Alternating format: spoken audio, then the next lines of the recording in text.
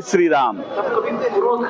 इस वक्त मैं उत्तर प्रदेश के सबसे प्रमुख और महत्वपूर्ण क्षेत्र यानी अयोध्या में हूँ, जहाँ भगवान श्री राम की जन्मभूमि है।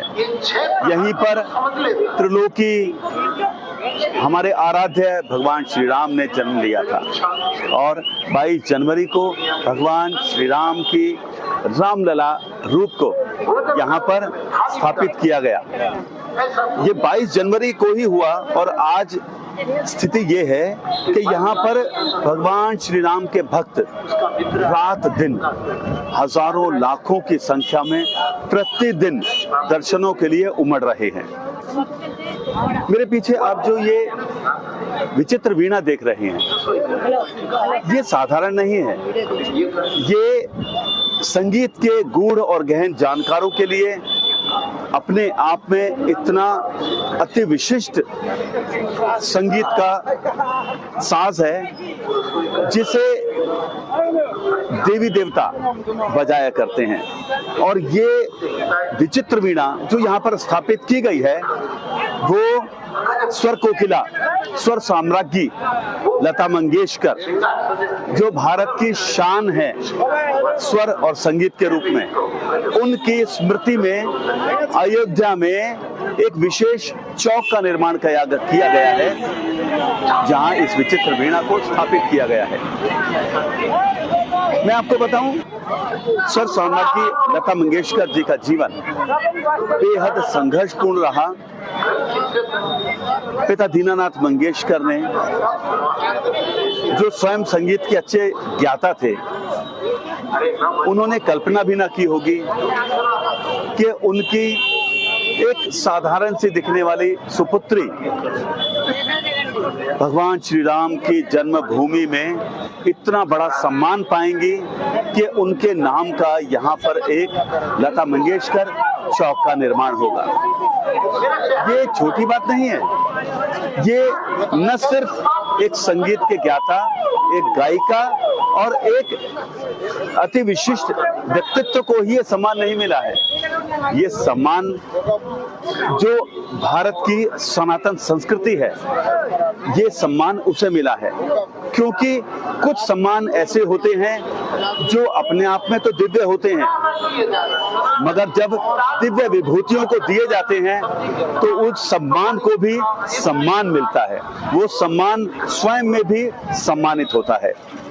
और लता मंगेशकर न तो किसी परिचय की मोहताज है और न उनको हम अपने क्षुद्र से शब्दों में समेट सकते हैं, क्योंकि वो लता मंगेशकर हैं, जिनका नाम भारत के शास्त्रीय संगीत के दिग्गज बड़े गुलाम अली खान और पंडित भीमसेन जोशी भी बड़े आदर से, बड़े प्रेम से लिया करते थे। और आपको एक छोटी सी बात मैं बताऊं, शास्त्रीय संगीत के ज्ञाता स्वर्गीय बड़े गुलाम अली खान एक बार मुंबई आए थे और यहाँ पर अगले दिन उनका कई कार्यक्रम था, स्टेज शो था शास्त्रीय संगीत का। उससे पहले वो सुबह अपने साजिंदों के साथ रियाज कर रहे थे। अचानक वो रियाज करते करते रुक गए तो 5 मिनट तक वो चुप रहे। उनके साजिंदे, उनके शागिर्द ये सोचने लगे अचानक क्या हुआ गुरुजी को, कि उन्होंने मतलब अचानक रियाज बंद कर दिया। आप ये सुन के आश्चर्यचकित होंगे कि जब उनसे पूछा गया तो उन्होंने कहा कि अरे यार, मैं क्या बताऊं आप लोगों को, ये लता मंगेशकर है ना, इतना सुरीला गाती है कि हम लोगों को भी कभी कभी इस चीज को लेकर मन में कोफ्त महसूस होती है कि प्लेबैक गायिका है, मगर हम लोगों की भी उस्ताद बनती हैं। जब सुर लगाती हैं तो मजाल के सुर दाएं बाएं हो जाएं। उन्होंने प्यार से बोला था जैसे अपनी प्यारी बेटी को कोई बोलता है। उन्होंने कहा था कमबख्त कभी बेसुरी नहीं होती।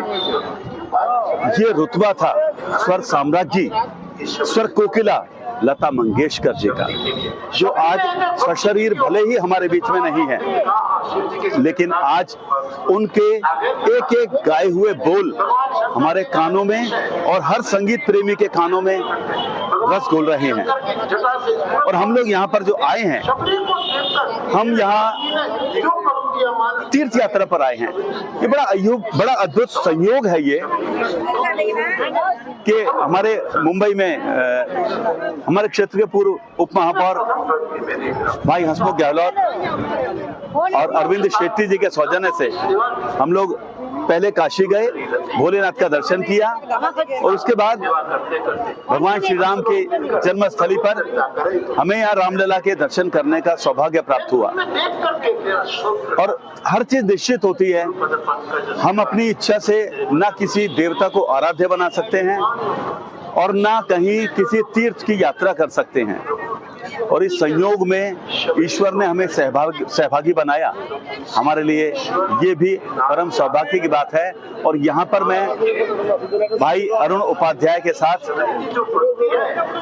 आया। लगभग हम लोग, अरुण उपाध्याय जी तो मेरे साथ में यहाँ पर इस लता मंगेशकर जी चौक पर आए हैं। हम लोग मुंबई के मीरा भाईंदर से लगभग 400 लोगों का पूरा जत्था आया है यहाँ पर, भाई हंसमुख गहलोत जी और अरविंद शेट्टी जी के सौजन्य से। और आए तो ये जो चीजें हैं ये आपको अपनी तरफ खींचती हैं।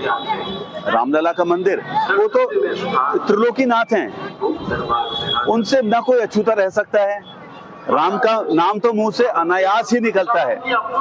दिल धड़कता है तो कभी आप सोचिए वो क्या बोलता है, वो भी राम राम ही जपता है, जैसे हनुमान जी राम राम जपते हैं। तो हम सब उनके हनुमान, उनके वानर ही तो हैं। और जब हम यहाँ आ गए और राम नाम न जपें तो कैसे हो सकता है। और राम नाम जपने वाली जब साक्षात स्वर कोकिला लता मंगेशकर जी के स्वर हमारे कानों में हो तो ये सुख अद्भुत और अवर्णनीय, अवर्चनीय हो जाता है। अब बने रहिए मेरे साथ, अब तो कुछ और जगह दिखाऊंगा।